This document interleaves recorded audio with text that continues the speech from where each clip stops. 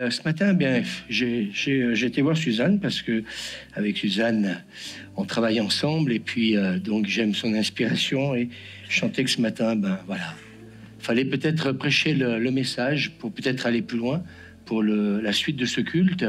Et parfois, eh bien, il faut obéir et il faut être sensible à l'esprit. Et ce matin, Sabrina a dit des choses importantes que j'ai notées. Elle a dit savoir donc accepter aussi des fois eh bien, les réprimandes du ciel. On n'aime pas trop ça, hein? Ben oui, parfois il faut réprimander nos enfants quand ils ne sont pas toujours sages. Et puis Dieu le fait des fois aussi avec nous, mais il le fait avec amour. Amen. Et puis en fin de compte, Sabrina disait qu'il faut que Dieu soit le centre de notre vie. C'est ce que je dirais tout à l'heure, c'est en plein dedans dans le message. Et puis il y a aussi le fait aussi quelque part, eh bien, de pouvoir s'examiner. Voilà, examinez vous-même. La Bible ne dit pas qu'il faut que cela se fasse par les autres, ça peut aussi, mais c'est important qu'on le fasse personnellement. Et ces derniers temps, avec ce qu'on vit tous les matins, c'est vrai qu'hier matin, c'était encore samedi matin, c'était encore particulier ce moment qu'on a vécu, et Suzanne a été remplie du Saint-Esprit à un moment, et je crois que c'était bien par rapport à ce qu'on a vécu. Et ça confirmait un peu ce que j'avais reçu donc cette semaine, et j'ai un peu travaillé sur pas mal de choses. Et je crois que bon, ben voilà, on est dans cette nouvelle année. Et moi, je pense un peu à tout ce que j'entends de la bouche des pasteurs, et il faudrait peut-être que l'Église se pose certaines questions. Est-ce qu'il faut qu'un ange vienne nous parler? Est-ce qu'il faut qu'on ait un songe pour que Dieu nous parle? Tout à l'heure, j'ai beaucoup apprécié ce que Sabrina vous avait dit, parce que elle est jeune convertie, mais elle connaît sa Bible. Et ça fait plaisir de voir que des jeunes convertis lisent leur Bible. Comment le savoir? Ben écoutez, il faut les écouter. Et quand vous les écoutez, et puis qu'ils donnent des versets dans la parole de Dieu, ça veut dire que la parole de Dieu, elle est lue. Alors commencez cette nouvelle année, et s'il vous plaît, eh bien, relisez le psaume 119. Vous allez y passer 3 jours, mais au moins ça va vous bénir. Parce qu'il y a beaucoup de choses, comment dire, à entendre. Ce qui m'a interpellé je dirais à porter ce message. Est-ce que vous êtes prêts à écouter ce matin ce que le Saint-Esprit veut nous dire? Ça peut déranger, c'est pour ça que j'ai demandé à ce qu'on fasse la Sainte Seine ce matin. Et même si ça fait 2 dimanches de suite, waouh, pour ceux qui disent waouh, on l'a fait presque jamais, ben là, écoutez, 2 dimanches de suite, on va faire la Sainte Seine. Mais il ne faut pas la faire parce qu'il faut la faire. Et vous verrez que tout à l'heure, eh bien, la Sainte Seine aura tout son sens. Mais ce qui m'a interpellé, c'est en travaillant avec des pasteurs, c'est un peu tout ce qui se dit. Vous écoutez les prêtres catholiques, et vous écoutez les évangéliques. Et puis, il y a quelque chose qui nous attriste depuis le Covid, c'est qu'on parle de 30 à 40% de chrétiens, quels qu'ils soient, qui ne vont plus à l'église. Et on appelle ça maintenant l'église canapé. Voilà, on reste à la maison, on est assis. Et puis donc, on écoute le prédicateur que chacun veut choisir selon, je dirais, eh bien, la foule de docteurs que peut-être on peut se donner, parce que c'est ce que nous dit la Bible, dans les derniers temps, ils se donneront une foule de docteurs. Vous connaissez votre Bible? Selon leur bon plaisir. Si votre pasteur vous dérange, vous allez aller vite. Je vais aller à la porte ouverte, ou je vais aller écouter un autre message, parce que ça peut déranger. Mais vous voulez que je vous dise, quand la parole de Dieu nous dérange, c'est peut-être là qu'il faut peut-être l'écouter. Est-ce qu'on peut dire amen?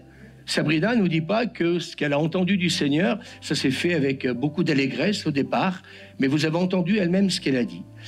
Et ce matin, le titre de ce message que j'ai donc noté, c'est « Avancer dans les eaux de l'adoration ». Est-ce qu'on peut dire amen? Et je crois que quelque part, eh bien, il nous faut, quand on se retrouve dans l'église, ensemble, c'est bâtir un autel à notre Dieu à chaque fois qu'on se réunit. Et à chaque fois qu'on se réunit, en prenant le pain et le vin, eh bien, nous sommes en train de renouveler notre alliance, on peut dire amen, et notre passion pour Dieu. Ça ne peut pas se faire qu'une fois dans l'année. À chaque fois qu'on se retrouve à l'église, nous renouvelons notre passion, amen, et notre alliance avec Dieu. C'est pareil que dans le mariage, c'est pareil que dans beaucoup de choses, dans l'amitié ou le reste. C'est important qu'on puisse renouveler l'alliance et la passion. Et je crois que ce matin, eh bien, c'est important qu'on entende ça. Alors, le mot autel a une origine latine qui veut dire haut lieu, lieu élevé. C'est important qu'on le dise. Donc, un lieu de rencontre entre l'humain et le divin. Et quand nous venons à l'église, à cette rencontre entre l'humain et le divin. Et je crois qu'à chaque fois, et j'ai un peu étudié ça cette semaine, dans l'Ancien Testament comme dans le Nouveau Testament, eh bien écoutez bien, à chaque fois, il y a eu donc nos pères dans la foi, on peut parler d'Abraham, Jacob, etc. Eh bien, ils ont eu cette culture, en fait, de bâtir un autel à l'Éternel.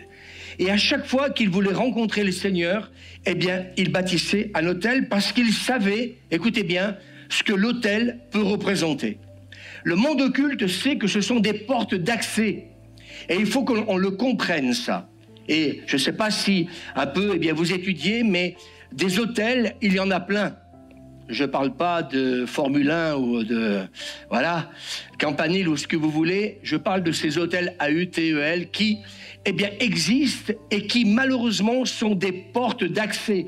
Alors, s'ils le sont pour les ténèbres, l'autel aussi peut être une porte d'accès dans notre relation avec le Seigneur. Et en fait, le monde occulte, quelqu'un a dit, c'est que ce sont des portes d'accès qui leur donnent le pouvoir d'agir. Et moi, j'aimerais vous dire que quand on se retrouve dans l'église, écoutez bien le groupe de louanges, et qu'on est dans la louange et dans l'adoration, amen, nous sommes en train de donner à Dieu le pouvoir d'agir au milieu de nous. Par quoi? Par votre louange et par votre adoration. Est-ce qu'on peut dire, amen, vous lui donnez le pouvoir d'agir. Cela se produit dans le monde de l'occultisme, mais ça se produit aussi dans l'église quand nous le louons et l'adorons. Et quelque part, eh bien, nous devons comprendre qu'en tant que chrétiens, il nous faut bâtir un autel à l'Éternel. Car nous avons besoin que Dieu soit, et j'ai beaucoup aimé votre témoignage, Sabrina, que Dieu soit en permanence dans nos vies. Que vous veniez ou pas le matin, selon votre travail, c'est pas ça qui est le plus important. Parce que tu peux bâtir un autel le matin avant d'aller travailler. Je voudrais vous dire ce matin, moi je bénis Dieu parce que j'ai une femme extraordinaire, il n'y a pas besoin de la pousser le matin. Oh, c'est vrai que du haut de nos 20 ans, les rhumatismes sont là et que parfois, eh bien, ma femme me dit « Tu m'as battu toute la nuit, j'ai mal de partout » et je lui renvoie aussi l'ascenseur parce que c'est vrai que de nos 20 ans, donc, la carcasse, elle commence un peu, je dirais, à couiner. Mais bon, ça, je vois que tout le monde sourit, ça vous arrive aussi. Mais ce qu'on désire, c'est une chose, c'est que Dieu soit en permanence dans nos vies. Je voudrais vous dire ce matin, n'interrompez pas le flot de votre relation avec Dieu. Ne soyez pas... Est-ce que vous voulez écouter le message ce matin? Vous allez voir, c'est costaud. Moi, j'ai 2 textes que je vais partager avec vous ce matin où j'ai prêché là-dessus des dizaines de fois, mais j'avais jamais réalisé, je disais à Suzanne certaines choses, on en parlera tout à l'heure. Il faut que nous puissions avoir une relation permanente avec Dieu. Est-ce que vous lisez votre Bible tous les jours? Est-ce que vous passez un moment dans la présence de Dieu tous les jours? J'aimerais vous dire, comme a dit Sabrina tout à l'heure, plus l'ennemi frappe, et plus quelque part, il nous faut comprendre que s'il frappe, c'est parce que quelque part, eh bien, vous le dérangez. Si tu dors, si tu lis jamais ta Bible, si tu n'as pas une relation continuelle avec Dieu, je voudrais te dire une chose, l'ennemi n'ira pas te casser les pieds. Mais il fera tout. Et si ce n'est pas sur ta vie, il le fera par les membres de ta famille. Aujourd'hui, on sait de quoi on parle. Et puis aussi, bien d'autres choses. Et je crois que ce matin, moi, j'ai réalisé une chose, et je dis à Suzanne, mais à chaque fois qu'on vient hier matin, on arrive fatigué, etc., comme tout le monde, on a une vie, bien remplie. Et je me rends compte qu'à chaque fois que nous sommes en communion avec Dieu, que nous dressons un autel de louange et d'adoration à Dieu, et je me suis rendu compte que ces derniers matins, je commence plutôt par, vous voulez que je vous dise, par commencer par remercier Dieu. Avant d'en faire un Dieu distributeur, est-ce que quelqu'un peut dire Amen avec moi? Je le loue et je le célèbre, rien que pour le fait d'être ici dans l'église. Ce matin, j'avais cette pensée qui était toute simple. Il y a plein de gens qui sont dans les hôpitaux ce matin, entre la vie et la mort pour certains, d'autres dans la souffrance et d'autres dans bien des domaines. Et j'aimerais dire que pour moi, c'est déjà un des premiers sujets de louange, de me réveiller vivant, même si j'ai la rate qui se dilate, même si je peux avoir une migraine, un peu mal au dos, mais je suis à la maison, je suis dans l'église, je ne suis pas à l'hôpital. Est-ce qu'on peut dire Amen? Et je crois que déjà là, eh bien, comme je disais il y a un instant, on a besoin donc, eh bien, que nous puissions être en permanence avec le Seigneur. On peut le faire. Nous avons aujourd'hui tellement de moyens. Dans la voiture, vous pouvez mettre de la louange. Est-ce qu'on peut dire amen? Il y a une radio chrétienne, RCF, etc. Il y a plein de choses qui peuvent vous permettre d'être en communion, comment dire, avec Dieu. Alors après, s'il vous plaît, si nous perdons cette communion avec Dieu, ne nous plaignons pas après que l'ennemi, écoutez bien, a pris le dessus. Parce qu'il va toujours arriver un moment, si cette relation, comment dire, est interrompue, ça veut dire que l'ennemi va commencer à prendre du terrain, que tu le veuilles ou pas, sur ta vie. Et ça peut commencer déjà dans tes pensées. Et ça, je l'ai réalisé depuis que nous vivons tous les matins cette relation avec Dieu. Et je fais la différence quand, à un moment donné, on ne passe pas ce temps et quand nous passons ce temps avec Dieu. Donc, il y a des choses que nous apprenons dans notre quotidien avec Dieu. Alors, le premier autel que nous devons bâtir à Dieu, c'est l'autel donc pour lui et pour lui seul, c'est ce qu'a dit donc Sabrina. Un cœur qui aime Dieu sincèrement, écoutez bien, et qui n'a pas un cœur double. Dieu veut des cœurs entiers pour lui. Je voudrais dire ce matin, des fois nous pensons que c'est le groupe de louanges qui peut-être est peut-être pas en forme, peut-être on peut penser que c'est le prédicateur, peut-être qu'on peut penser, peut-être parfois que eh bien le culte il n'est pas comme il devrait être parce que tout simplement eh bien on essaie de trouver une raison ou des excuses par rapport à ça. Mais tu peux pas permettre à Dieu de remplir ta vie si ton cœur est double, si tu n'es pas entièrement à l'Éternel. Je voudrais vous dire ce matin, c'est peut-être un message de conversion, peut-être un message pour, je dirais, des jeunes convertis, mais j'ai réalisé ces derniers temps que Dieu nous veut entièrement pour lui. Tu peux lire à ton voisin? Oh Seigneur, guéris-moi. Arrête de dire ça. Oh Seigneur, ceci, cela, je suis fatigué, etc.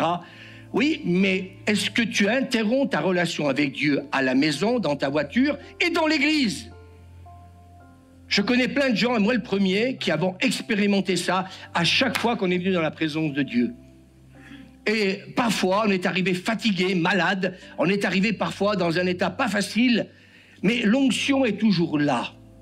Et le plus important, c'est que je sois en communion avec Dieu dans cette relation verticale, c'est bien, mais il y a aussi cette relation horizontale. Alors, quelqu'un me dira, je suis pas bien, donc je viens pas à l'église. Ah, mais je prie à la maison. C'est pas pareil. On a besoin du corps de Christ. Est-ce que ce matin, peut-être qu'avec les années de conversion, avec ton âge, tu commences à te relâcher? Peut-être qu'il y a des choses que tu ne comprends pas, mais peut-être que j'ai envie de te dire ce matin, je veux recentrer ta vie sur ce qui me paraît essentiel. Réaliser que l'Église est une force, c'est une puissance. Et quand je ne suis pas bien, je sais que je peux compter comme Aaron et Hur. Moïse peut compter sur un Aaron et Hur. Mais comme disait Sabrina tout à l'heure, eh bien, des fois les choses ne se produisent pas instantanément. Et au milieu de nous, il y a plusieurs qui ont été guéris ces derniers temps. Ça ne s'est pas fait instantanément, mais aujourd'hui ils le sont. On peut dire gloire à Dieu parce qu'ils ont donc persévéré. L'apôtre Jacques va dire au chapitre 1er, verset 8, l'homme double de cœur, écoutez bien, l'homme et la femme double de cœur est inconstant dans toutes ses voies. Waouh! Alors, l'année 2023, moi j'aimerais vous dire ce matin, et c'est ce que je ressens avec ce qu'on vit tous les matins avec Suzanne ici, c'est se donner totalement à notre Dieu, c'est un retour à la passion. Je veux dire, ce matin, on va prendre la Sainte-Seine tout à l'heure, je vais faire plusieurs appels, c'est est-ce que tu as perdu ta passion pour Dieu? Ce matin, si tu es venu pour simplement accomplir un devoir religieux, excusez-moi, mais je voudrais vous rassurer, je note pas le dimanche matin qui vient ou pas à l'église. Donc, ne le faites pas pour le pasteur, la pasteuse, les responsables. Si vous venez à l'église, c'est parce que vous voulez que votre vie soit entièrement et totalement pour lui, et parce que la passion brûle dans tes entrailles. Je voudrais vous dire ce matin, comme j'ai tout à l'heure, venir tous les matins et venir le dimanche matin, c'est quoi qui pousse la pasteuse et le pasteur à venir? C'est parce que nous avons un titre? C'est parce qu'on est pasteur? Non, parce qu'avant même d'être pasteur, pendant 15 années, eh bien, nous étions fidèles à Dieu. Est-ce qu'on peut dire amen? Nous étions toujours présents. Et je voudrais m'adresser aux jeunes. Moi, je me suis converti, j'avais 19 ans. Nous allions à toutes les réunions de prière. Ça n'a pas commencé il y a 1 an et demi ici. Nous étions à toutes les réunions de prière. Vous savez pourquoi? Parce que quand nous étions dans la présence de Dieu, nous étions rafraîchis, nous étions renouvelés. Vous pouvez dire amen, parfois, vous savez. Je prêche pour vous ce matin et pour moi. Vous dire, mais c'est la clé ce matin pour véritablement vivre, eh bien, une passion encore nouvelle pour Dieu. Moi, j'ai dit au Seigneur, je veux que ma passion augmente. On veut tous des miracles, on va en parler tout à l'heure. On veut voir ces choses-là. Mais le Saint-Esprit m'a dit, tu commences pas comme ça l'année. Tu vas leur dire, comme a dit Sabrina, ce que je pense de l'Église. Est-ce qu'on peut dire amen? De son état général. Est-ce que vous croyez que c'est normal que tous ces gens ne vont plus dans une église?